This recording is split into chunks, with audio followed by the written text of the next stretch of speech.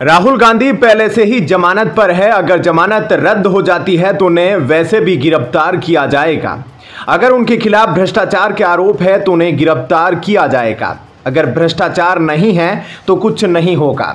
राहुल गांधी अपने आप को अभिमन्यु समझने की भूल कर रहे हैं। जीरो है अभिमन्यु के ज्ञान के सामने। कौन से वो इन्फॉर्मर है जिन्होंने राहुल गांधी को ईडी की कार्रवाई की जानकारी दी? सरासर झूठ बोल रहे हैं। नेशनल हेराल्ड मामले में पहले से ही बेल पर है, डर क्यों? लोकसभा में विपक्ष के नेता और कांग्रेस सांसद राहुल गांधी ने शुक्रवार 2 अगस्त को एक चौंकाने वाला दावा किया। उन्होंने कहा कि 29 जुलाई को संसद में दिए गए उनके चक्रव्यूह भाषण के बाद प्रवर्तन निदेशालय उनके घर पर छापा मारने की योजना बना रही है। राहुल गांधी ने कहा कि वे ईडी अधिकारियों का खुले दिल से इंतजार कर रहे हैं। कांग्रेस नेता ने बताया कि ईडी के अंदरूनी सूत्रों ने उन्हें इस छापेमारी की सूचना दी है। राहुल गांधी ने सोशल मीडिया प्लेटफॉर्म एक्स पर रोते हुए एक पोस्ट में ईडी की छापेमारी को लेकर यह दावा किया। शुक्रवार सुबह की गई पोस्ट में उन्होंने लिखा, जाहिर है 2 में से 1 को मेरा चक्रव्यूह वाला भाषण पसंद नहीं आया। ईडी के अंदरूनी सूत्रों ने मुझे बताया है कि छापेमारी की योजना बनाई जा रही है। मैं ईडी का खुले दिल से इंतजार कर रहा हूं, चाय और बिस्कुट भी परोसूंगा। राहुल ने अपनी इस पोस्ट में प्रवर्तन निदेशालय के आधिकारिक एक्स हैंडल को भी टैग किया है। वहीं प्रवर्तन निदेशालय की टीम ने पंजाब के लुधियाना में वरिष्ठ कांग्रेस नेता भारत भूषण से मनी टेंडर मामले में 9 घंटे पूछताछ की। स्पष्ट जवाब नहीं मिलने पर उनको गिरफ्तार कर लिया गया। कांग्रेस नेता के खिलाफ मनी लॉन्ड्रिंग एक्ट के तहत कार्रवाई की जा रही है। कांग्रेस नेता की गिरफ्तारी को लेकर ईडी अधिकारी जेपी सिंह ने बताया कि मनी लॉन्ड्रिंग टेंडर घोटाले के तहत भारत भूषण आसू को गिरफ्तार किया गया है। पूछताछ में वे कोई स्पष्ट जवाब नहीं दे पाए, इसके कारण उनकी गिरफ्तारी हुई है। भारत भूषण आसू को मेडिकल करवाने के लिए सिविल अस्पताल ले जाया गया है। पूर्व कैबिनेट मंत्री और वरिष्ठ कांग्रेस नेता भारत भूषण आसू को प्रवर्तन निदेशालय के समक्ष पेश होने के लिए 2 दिन पहले ही नोटिस जारी किया गया था। गुरुवार को वो सुबह 10:30 पर ईडी दफ्तर में पेश हुए। यहां पर उनसे 9 घंटे पूछताछ चली। ईडी अधिकारियों ने उनसे मनी टेंडर घोटाले से जुड़े सवाल किए। देर शाम को उनको गिरफ्तार कर लिया गया और मेडिकल कराने के लिए जालंधर के सिविल अस्पताल लाया गया। बता दें कि भारत भूषण आसू पूर्व में खाद्य एवं नागरिक आपूर्ति मंत्रालय के प्रभारी थे। इस दौरान इन पर 2000 करोड़ रुपए के टेंडरों के घोटाले का आरोप लगा था। प्रदेश की मंडियों में लेबर और ट्रांसपोर्टेशन के टेंडरों में बड़ी मात्रा में अनियमितताएं पाई गई थी। उस दौरान जांच में ईडी को करीब 1.5 करोड़ रुपए की संपत्ति के दस्तावेज और करीब 30 लाख रुपए नकदी मिले थे। ऐसे में क्या कुछ कहना है आपका? कमेंट सेक्शन में अपनी राय इस पर जरूर दीजिए। धन्यवाद। जय हिंद। कांग्रेस सांसद राहुल गांधी ने रात के 1:52 पर ट्वीट करते हुए दावा किया कि ईडी उनके यहां रेड मार सकती है। सवाल है कि जमानत पर बाहर राहुल गांधी को ईडी से इतना डर क्यों लग रहा है? राहुल गांधी ने शुक्रवार को दावा किया कि संसद में उनके चक्रव्यूह वाले भाषण के बाद प्रवर्तन निदेशालय ईडी के जरिए उनके खिलाफ छापेमारी की योजना बनाई जा रही है। राहुल ने कहा कि ईडी के अंदरूनी सूत्रों ने मुझे बताया है कि छापेमारी की तैयारी हो रही है। राहुल के इस पोस्ट के बाद यह अटकलें लग रही है कि क्या राहुल गांधी के आवास पर प्रवर्तन निदेशालय छापेमारी करेगा? क्या राहुल गांधी गिरफ्तार भी हो सकते हैं? इन्हीं सभी सवालों पर सुप्रीम कोर्ट में वकील अनिल सिंह श्रीनेत बताते हैं कि 2019 की बात है, जब राज्यसभा में भाजपा के पास बहुमत नहीं था। उसके बाद भी मोदी सरकार ने पीएमएलए में बदलाव के लिए इसे धन विधेयक की तरह पेश किया था। दरअसल धन विधेयक को राज्यसभा में पेश नहीं करना पड़ता है, इसे सीधे राष्ट्रपति की मंजूरी लेकर लोकसभा में पेश किया जाता है और जहां बहुमत से पास होने के बाद यह कानून बन जाता है। उस वक्त विपक्ष ने इस मामले पर बहुत हंगामा मचाया था। विपक्ष का कहना था कि पीएमएलए में मनी बिल जैसी कोई बात नहीं है। जानबूझकर इसे मनी बिल के तहत लोकसभा से पारित किया गया ताकि केंद्र की सत्तारूढ़ भाजपा सरकार इसका इस्तेमाल सियासी दुश्मनी को साधने में करना चाहती है। जब यह मामला सुप्रीम कोर्ट पहुंचा तो उसने भी संशोधन को सही ठहराया। सुप्रीम कोर्ट में एडवोकेट अनिल सिंह श्रीनेत कहते हैं कि प्रवर्तन निदेशालय के नियमों में जब बड़ा बदलाव किया गया तो इसके बाद से ही इसके राजनीतिक इस्तेमाल करने के बार बार आरोप लगते रहे हैं। बीते 10 सालों में ईडी की ऐसी कार्रवाइयां बढ़ी हैं, चाहे वो दिल्ली की अरविंद केजरीवाल सरकार हो या पश्चिमी बंगाल की ममता बनर्जी सरकार। महाराष्ट्र में भी इसका खूब इस्तेमाल किया गया, इसलिए महाराष्ट्र को एजेंसी का टेस्टिंग ग्राउंड भी कहा जाता है। एडवोकेट अनिल सिंह के अनुसार 2019 में नरेंद्र मोदी सरकार ने prevention of money laundering act PMLA में सबसे गंभीर बदलाव किए। इस बदलाव ने इसे काफी ताकतवर बना दिया। यूपीए ने अगर PMLA के दायरे को बढ़ाया तो मोदी सरकार ने इसे और सख्त बना दिया। इस एक्ट के सेक्शन 45 में यह जोड़ा गया कि ईडी के अफसर किसी भी व्यक्ति को बिना वारंट के गिरफ्तार कर सकते हैं। PMLA को लेकर यह भी कहा जाता है कि ऐसे मामलों में खुद को निर्दोष साबित करने का बोझ आरोपी पर ही होता है। इस वजह से आरोपी को कोर्ट में खुद पर लगे आरोपों के खिलाफ दलील दे पाना संभव नहीं हो पाता। ऐसे में जमानत मिलने में मुश्किल आती है। भाजपा नेता सुब्रमण्यम स्वामी ने 2012 में सोनिया गांधी और राहुल गांधी के खिलाफ नेशनल हेराल्ड केस दर्ज कराया। इस केस में धारा 120 के तहत आपराधिक साजिश और धारा 420 के तहत धोखाधड़ी के आरोप लगाए गए। इसमें PMLA की इसमें कोई धारा नहीं थी। हालांकि प्रवर्तन निदेशालय ने इस मामले की जांच के पीछे यह दलील दी कि इस मामले में इनकम टैक्स डिपार्टमेंट की चार्जशीट है और यह 2 धाराएं हैं। ऐसे में उसे इस केस की जांच करने का हक है, जबकि यह मामला 2019 के पहले का है। उस वक्त तक ईडी उन्हीं मामलों की जांच कर सकती थी जिनमें FIR में PMLA की धाराएं लगाई गई हो। ऐसे में आपका इस खबर को लेकर क्या कुछ कहना है, कमेंट सेक्शन में अपनी राय जरूर बताएं। धन्यवाद। जय हिंद। महोदय, मुझे भी सस्पेंड कर देते, बाहर में मेरी किरकिरी हो रही है। यह बातें बीजेपी विधायक नीलकंठ सिंह मुंडा ने स्पीकर रविंद्रनाथ महतो से कही। उन्होंने कहा कि मेरा क्या दोष था जो मुझे नहीं निकाला गया। दरअसल बीजेपी के 18 विधायकों को स्पीकर ने निलंबित किया है, लेकिन निलंबित विधायकों में नीलकंठ सिंह मुंडा का नाम नहीं है। नीलकंठ सिंह मुंडा ने स्पीकर से कहा कि मुझे ऐसा लग रहा है जैसे मुझे जात से निकाल दिया गया है। मुझ पर संदेह किया जा रहा है, आप पर भी बाहर में संदेह किया जा रहा है। मुझे भी सस्पेंड कर दीजिए, निलंबन पर पुनः विचार हो। सदन की कार्यवाही दूसरी बार शुरू होते ही सुदेश महतो ने स्पीकर रविंद्रनाथ महतो से निलंबन पर पुनर्विचार का आग्रह किया। इसके पहले झारखंड के 18 बीजेपी विधायकों को गुरुवार को सदन छोड़ने से इनकार करने पर 2 अगस्त दोपहर 2 बजे तक विधानसभा से निलंबित कर दिया गया और मार्शलों द्वारा उन्हें उठाकर बाहर फेंक दिया गया। विधानसभा अध्यक्ष रविंद्रनाथ महतो ने बीजेपी सदस्यों के खिलाफ कार्रवाई की।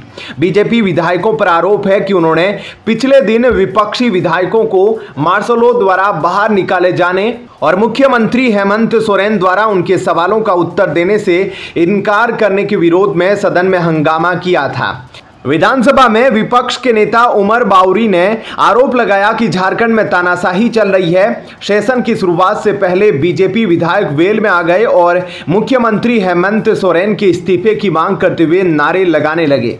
सत्र शुरू होने से पहले सत्तारूढ़ और विपक्षी दलों के सदस्यों के बीच गर्मागर्म बहस भी देखी गई। अराजक स्थिति जारी रहने पर महतो ने 18 बीजेपी विधायकों को निलंबित कर दिया।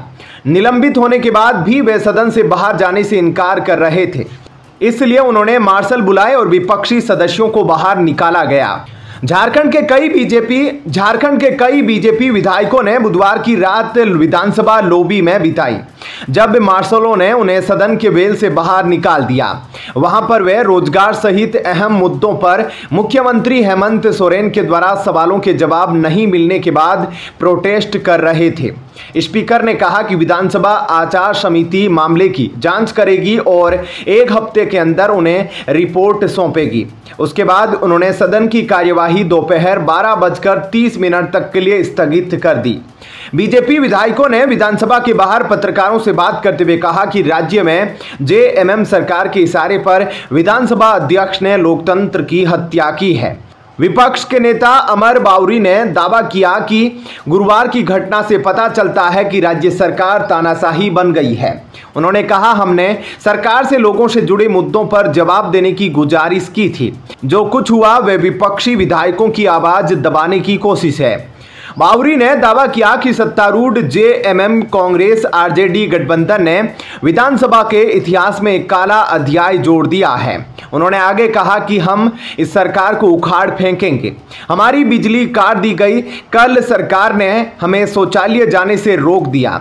जनता सब देख रही है। लोग जेएमएम को करारा जवाब देंगे। बता दें कि राज्य में इस साल के आखिरी में विधानसभा चुनाव होने वाले हैं। ऐसे में आपका इस खबर को लेकर क्या कुछ कहना है, कमेंट सेक्शन में अपनी राय जरूर बताएं। धन्यवाद। जय हिंद। जातिगत जनगणना के मुद्दे पर भाजपा और कांग्रेस में घमासान मच गया है। संसद में भाजपा सांसद अनुराग ठाकुर द्वारा राहुल गांधी की जाति पूछने पर राहुल गांधी पर हमला बोलते हुए आचार्य प्रमोद कृष्णम ने कहा कि सारी दुनिया की जाति पूछने की बात राहुल गांधी करते हैं और अनुराग ठाकुर ने राहुल की जाति पूछ ली तो उनको नानी याद आ गई। राहुल गांधी अपनी जाति तो बताए। कल की पीठाधीश्वर आचार्य प्रमोद कृष्णम ने सपा मुखिया अखिलेश यादव और राहुल गांधी पर जमकर निशाना साधा। इस दौरान उन्होंने राहुल गांधी की जाति पूछी और कहा कि वे पूरी दुनिया को जाति पूछ रहे हैं। तब उनसे उनकी जाति पूछी गई तो नानी याद आ गई। उन्होंने राहुल गांधी को अपनी जाति बताने का चैलेंज भी दे डाला। आचार्य प्रमोद कृष्णम सपा अखिलेश यादव द्वारा सरकार बनने पर अयोध्या को सबसे विकसित शहर बनाने के बयान पर भड़के कल की पीठाधीश्वर आचार्य प्रमोद कृष्णम ने कहा कि अखिलेश यादव के होठों पर कुछ और है, दिल में कुछ और है और दिमाग में कुछ और। उनके मुंह में राम, बगल में छुरी। समाजवादी पार्टी ने अयोध्या को अपमानित करने का काम किया है। सपा ने अयोध्या को रक्त रंजित किया है। सदियों तक भगवान राम ने अयोध्या की प्रतीक्षा की और समाजवादी पार्टी ने उनके भव्य मंदिर के निर्माण में रुकावट डालने का काम किया है। इसलिए सपा और कांग्रेस दोनों रामद्रोही है। सपा और कांग्रेस सनातन द्रोही है। कांग्रेस और सपा को राम मंदिर के प्राण प्रतिष्ठा निमंत्रण को अस्वीकार नहीं करना चाहिए था। दोनों पार्टियां किस मुंह से राम का नाम लेती है। अयोध्या को लेकर ये दोनों झूठ बोल रहे हैं। यह फ्रॉड है। इनका मकसद हिंदुत्व को मिटाना है। वहीं पूर्व गृह मंत्री अनिल विज नेता प्रतिपक्ष राहुल गांधी को आड़े हाथों लिया है। उन्होंने सोशल मीडिया पर पोस्ट कर लिखा, राहुल गांधी, आप जातिगत जनगणना करवाने की बात कर रहे हो। मैं पूछना चाहता हूं कि जो क्रॉस ब्रीड हो, यानी जिसका दादा पारसी हो और मां इटालियन हो, तो उसको किस जाति में लिखा जाएगा। अनुराग ठाकुर के बयान पर राहुल गांधी को अपमानित करने का विपक्ष के आरोप पर केंद्रीय मंत्री गिरिराज सिंह का बयान भी सामने आया है। उन्होंने कहा कि अनुराग ठाकुर ने जाति पूछ के कौन सा गुनाह किया, क्या अपमान है। अनुराग ठाकुर ने सही तो पूछा है। गिरिराज सिंह ने अनुराग ठाकुर के बयान का समर्थन करते हुए आगे कहा कि कोई मुझसे जाति पूछे, धर्म पूछे तो क्या दिक्कत है, लेकिन मैं ही पूछता हूं, राहुल जी आप बताएंगे आपकी जाति क्या है, आपका धर्म क्या है, वो नहीं बताएंगे। राहुल गांधी पर निशाना साधते हुए केंद्रीय मंत्री ने कहा कि इनका उद्देश्य हिंदुओं को गाली देना और सनातन को तोड़ना है। मां और बेटे राहुल गांधी और सोनिया गांधी का उद्देश्य भारत के सनातन को खंडित करना है। गौरतलब है कि बीते दिनों संसद में राहुल गांधी और अनुराग ठाकुर में जातिगत जनगणना के मुद्दे पर जोरदार बहस हुई थी, जिसमें अनुराग ठाकुर ने कहा कि जिसको जाति का पता नहीं वो गणना की बात करता है। कांग्रेस सहित सभी विपक्षी दलों ने विरोध करते हुए हंगामा कर दिया। अनुराग ठाकुर की इस टिप्पणी पर राहुल गांधी ने पलटवार करते हुए कहा कि जो भी इस देश में दलितों की, आदिवासियों की, पिछड़ों की आवाज उठाता है उसे गालियां खानी पड़ती है। उन्होंने कहा, अर्जुन की तरह हमें मछली की आंख दिख रही है, जितनी गालियां देनी हो वो दे, मैं जातिगत जनगणना करवा कर ही रहूंगा। ऐसे में क्या कुछ कहना है आपका, कमेंट सेक्शन में अपनी राय जरूर बताएं। धन्यवाद। जय हिंद। सुरजेवाला के अनुसार राहुल गांधी जनेऊधारी दत्तात्रेय ब्राह्मण हैं। सुप्रिया श्रीनेत के अनुसार उसकी जाति पूरी दुनिया जानती है। राहुल गांधी हिंदुस्तान में सबकी जाति पूछ सकते हैं। उनकी जाति पूछने में क्या गड़बड़ी है। यदि जाति पूछना अपमान है तो वे जातिगत जनगणना कैसे कराएंगे। जब से 18वीं लोकसभा शुरू हुई है तब से 99 की संख्या और अहंकार का खेल दिखाई दे रहा है। राहुल गांधी का व्यवहार और उनके कारण उनकी पार्टी के सदस्यों का व्यवहार अक्षम्य है। सड़क से संसद तक विपक्ष द्वारा उठाई जा रही जातिगत जनगणना की मांग के बीच भाजपा सांसद द्वारा राहुल गांधी की जाति पूछ लिया जाने से कांग्रेस आक्रोशित है।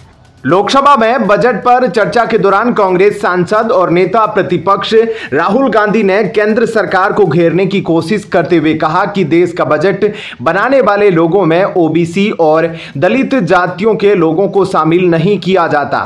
लेकिन राहुल गांधी यदाओं उल्टा कांग्रेस पर भारी पड़ गया जब भाजपा सांसद अनुराग ठाकुर ने उनसे उनकी जाति को लेकर सवाल कर लिया।